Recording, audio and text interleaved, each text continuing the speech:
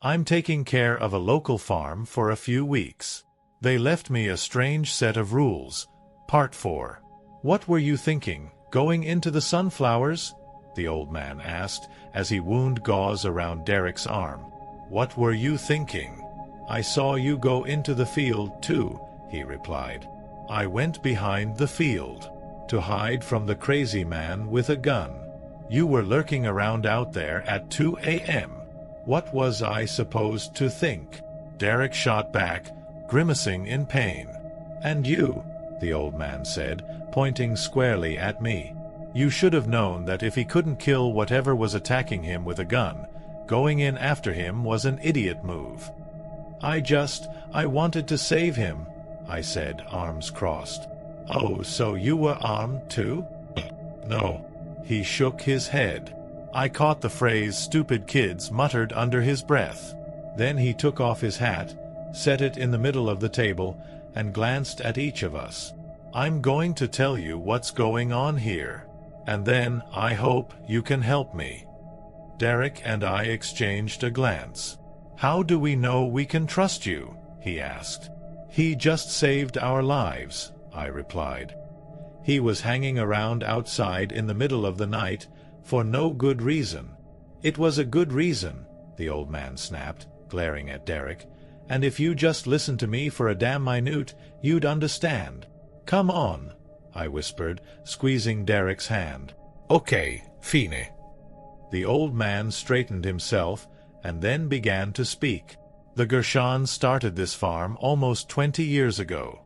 They bought the plot of land from an old widow who had lived here her entire life. She didn't want to sell it, but she needed the money. Well, they drew up the contract, but at the last moment they changed the paperwork and tricked her into selling it for half the price. When she realized she'd been tricked, she cursed the land itself. But they just laughed. They didn't believe in curses, or superstitions, or the supernatural. The old man stopped and looked pointedly at Derek. He broke eye contact and looked at the floor. Of course, as soon as they planted the sunflower field, they realized the curse was very real. Eventually, they tried to sell the property, but by that time, news of the curse had spread, and they would only get a fraction of what they paid. They weren't willing to lose their money, so they kept it. And with time, they learned that if they followed certain rules and stayed careful, they could grow some crops and turn a profit. But no one is perfect. After some close calls, the Gershons decided they didn't want to risk their lives, but were perfectly fine with risking other people's lives. So they started hiring people to tend to the farm. They preyed on the weak, the disadvantaged, the desperate. Single mothers. Undocumentada immigrants. People who were new to the town, who hadn't yet heard of the curse, or were too desperate to care. The deal was a good one, too. A share of the crops, a place to live, and decent pay. This is where I come in. My daughter was one of these people. She was a single mother. And I was terrible. He paused and swallowed, as if swallowing emotion. But his face remained stoic.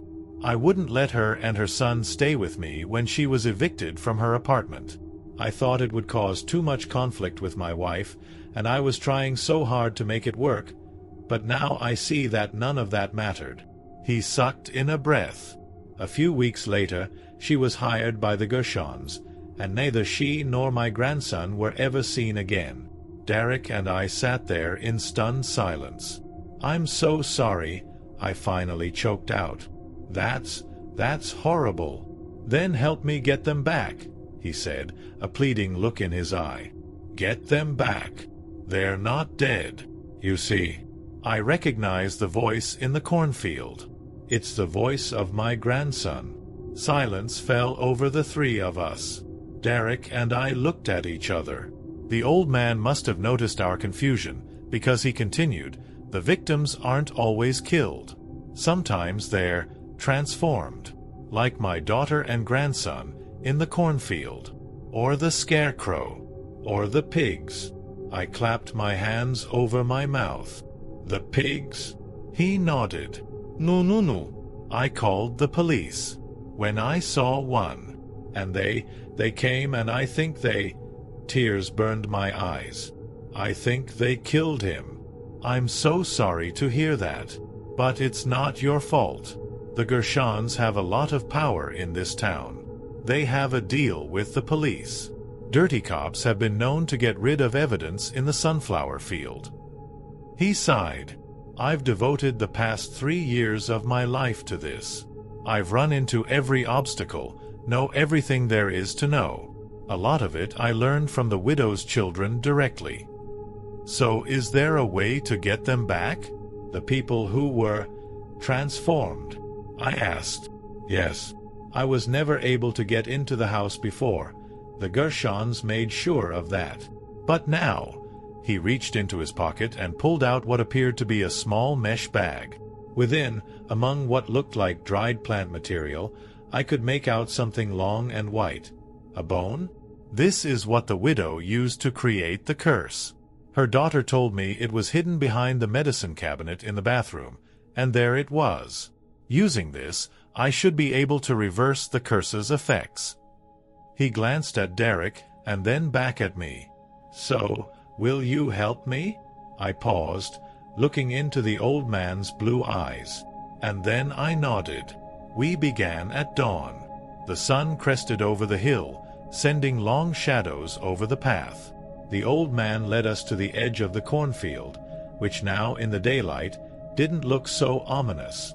The stalks swayed gently in the breeze, illuminated in gold from the rising sun. Are you ready? He asked. Derek and I stood several feet away as he lifted the bag. He recited several sentences of Latin or some other language, something he'd memorized in his research, I assumed. He nearly shouted the last sentence. Then he dumped the contents of the bag on the ground. The dried leaves scattered in the wind.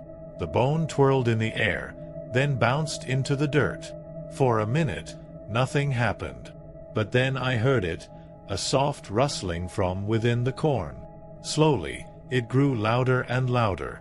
I grabbed Derek's hand and squeezed it, bracing myself for some eldritch horror to come out. But it had worked. A woman walked out of the corn, tall and thin, holding hands with a smiling little boy. I watched, my eyes welling up with tears, as the woman hugged her father. Then as both of them hugged the little boy. Come on, the old man said, wiping his eyes. It's time for you to come home. The old man started down the driveway, towards the main road, with his daughter and his grandson in his wake. Dread twisted my gut. Something felt off. He was just leaving? Without looking for the others? Without even a glance in our direction? I scanned the farm. But I didn't see anyone emerging, didn't hear any voices. Hey! I called out. What about the others? The old man stopped and turned around. He wasn't smiling. I'm sorry, he said. My heart sunk further. What do you mean, you're sorry? The curse can't be reversed, he said, his blue eyes glinting in the rising sun. The only way to free someone from the farm is to give someone in their place. No. He doesn't mean. I'm sorry, the old man said. He put his arm around his daughter. She looked back at us with sadness in her eyes, holding her little boy's hand. And then he continued down the driveway. Don't walk away, I screamed. Emily, Derek started. Come back here. Right now. Emily. This time, Derek's voice had an odd quality to it. It was muffled, raspy. I whipped around and froze. Straw was poking out of Derek's mouth. No! I screamed, stumbling over to him. But it was too late. His skin was sickly gray. His eyes were glassy and blank. And his lips, they almost looked like they'd been drawn on with marker. I watched in horror as the man I loved turned into a scarecrow. Derek, I sobbed. Please. His body was still above me. Arms stretched stiffly out at his sides. Flannel shirt stuffed with straw. Burlap head hanging limply on his shoulders. And then he moved. His head swung wildly towards me. His eyes, now nothing more than buttons, fixed squarely on me. I ran. I ran as fast as I could towards the house. But I could feel something changing inside me. Everything felt off balance. My legs felt all wrong, bending and twisting underneath me. I stumbled inside and collapsed to the floor, crying. But I knew I was changing, too. For some reason, my changes are happening more slowly than Derek's. But when I look in the mirror, I can see the changes. My nose is longer. My ears are twisted. My skin is pinker. So I tried to type this up as quickly as I could. Please, stay far away from Gershon Farm. Don't buy their stuff, don't go to work there, don't do anything. Run as fast as you can and never look back. I would say more, but it's getting harder to type. The space between my fingers is melting away. My hands are growing stiff. In just an hour or so, they will be hooves, and I will have no way of communicating with the outside world. So please, whatever you do, don't come to Gershon Farm. Story 2. I'm a freshman at a small university. I found out what the consequences are for breaking the rules. Part 4. My eyes grew wide as dinner plates. No, this can't be happening. I sprinted to the lobby as fast as my legs would carry me. I flew past the front desk and around the corner, where the vending machine sat tucked away at the end of a desolate corridor.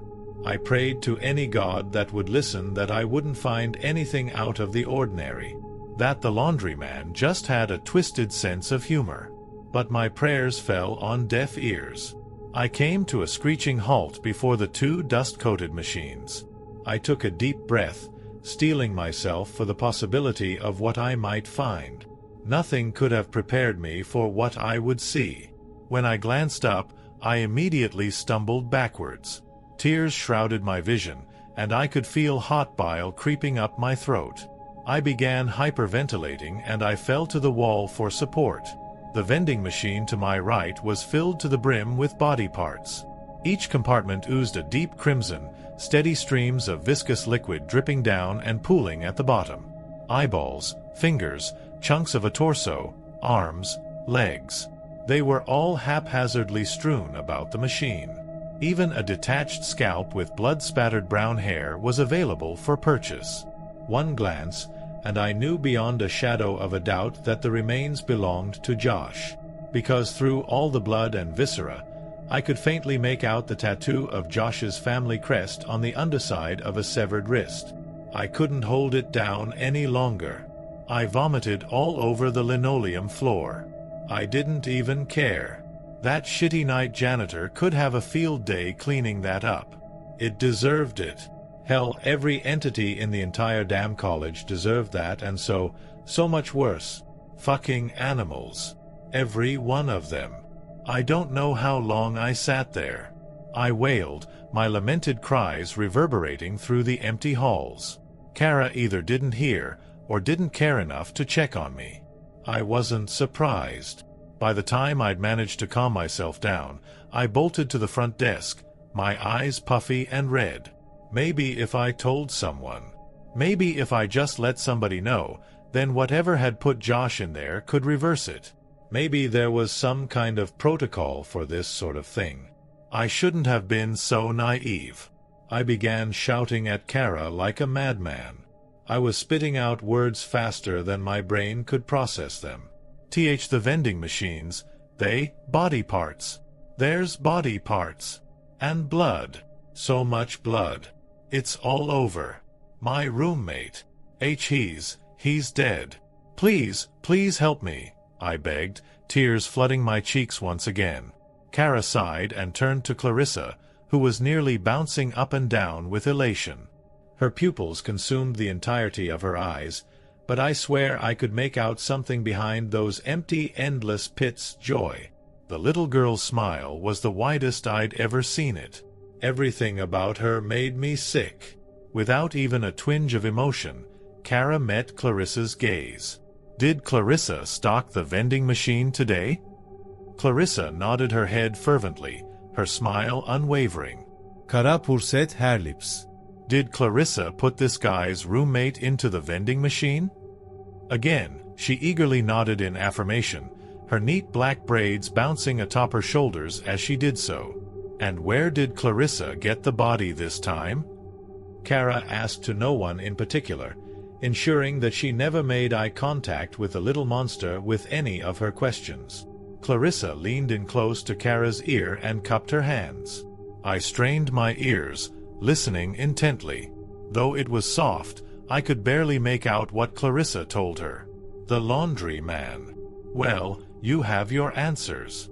The laundry man killed him, and Clarissa put his body in the vending machine.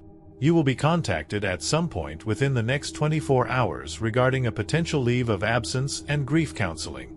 I am sorry for your loss, Kara said despondently, typing frantically at the keyboard before her. No, there has to be something you can do. Some way to bring him back. Anything, come on. What, you mean some sort of cult ritual? Sorry to break it to you, but I'm not Harry Potter. Look, your friend presumably disobeyed the laundryman's orders, and he paid the price for it. It's not like he hadn't been warned, Kara scoffed. I won't be discussing the matter any further. Please let me arrange the cleanup in peace. Fine, I spat. If you won't help me, then I'll call someone who can. I whipped out my phone and punched in 911. Kara rolled her eyes at me and returned to her monitor. Once the authorities heard that there was a murder in the building, they didn't hesitate. In a matter of minutes, I was greeted by 2 burly officers with matching crew cuts and a couple of no-nonsense attitudes. They were a big step up from the inebriated campus cop I'd talked to earlier. I sprang out of my seat to meet them, wiping a stray tear from my eye and extending a hand. I'm Clayton. Thanks for getting here so quickly. The pair stared at my outstretched hand like it had 7 digits before one of them hesitantly grasped it. Officer Langley. This is my partner, Officer Jenkins. Now, can you take us to the crime scene? I know that's a tough ask, but we need to see a body before we can call anyone. Yeah, it's just over here, I said, leading them down the decrepit hallway. I walked up to the side of the vending machines and stopped.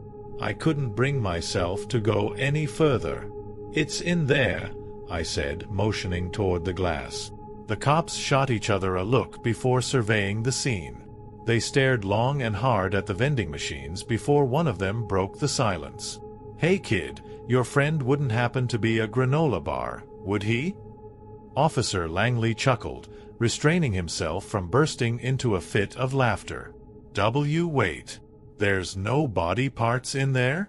That's impossible. I was just here like 15 minutes ago. Well, if they were here, now they're gone, Officer Jenkins said, resting his hands on his utility belt. I rushed to his side and peered into the vending machine I'd seen my friend's eviscerated corpse for sale in moments prior. They were right. The machine definitely didn't contain any severed limbs, and it appeared that the only sign of red in the entire thing was an ancient-looking fruit punch-flavored Gatorade. Needless to say, I was dumbstruck. Okay, kid, you gave me a good laugh, but the only crime committed here is the sale of expired food. We're gonna be leaving now. Don't call us back here for this shit again, or I won't hesitate to book you for a false report, Officer Langley growled, shooting me a paralyzing glare. The pair turned to leave.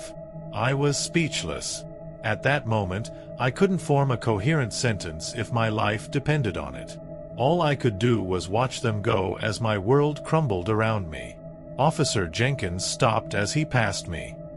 He placed a hand on my shoulder and looked me directly in the eyes. Look, if you need any kind of mental help, feel free to come down to the station and ask for me. We can get you in contact with someone. A therapist. A doctor. Whatever you need, okay? I slowly nodded. I was in such a state of disarray that his words barely registered. I'm serious. Whatever you need. Take care of yourself, Clayton, Officer Jenkins said as he gave me a small wave and walked away. Next, I did the only thing I knew to do. I went up to my empty dorm room, and I cried. That moment replayed in my head over and over again like a broken record. I knew what I saw. Josh's green eyes shimmering back at me through the B4 and C8 slots. As much as I want to, that's an image that I will never be able to erase from my head. I sobbed and sobbed until I had no tears left to cry. I tried to focus on the happy times. I really did. But those nauseating images were seared into my mind's eye. Eventually, I just sat there. Josh didn't deserve that. He should still be here with me. The more I thought about it, the more I realized that Josh was right. So what if he hadn't given some stupid supernatural entity 5 cents? That didn't warrant a murder, and especially not one on that level. As I lay there and pondered, a deep rage began to consume me. A fiery determination blossomed within my chest. Suddenly, I knew what I needed to do. I was going to put a stop to these things once and for all, and I knew just the person to help me do it.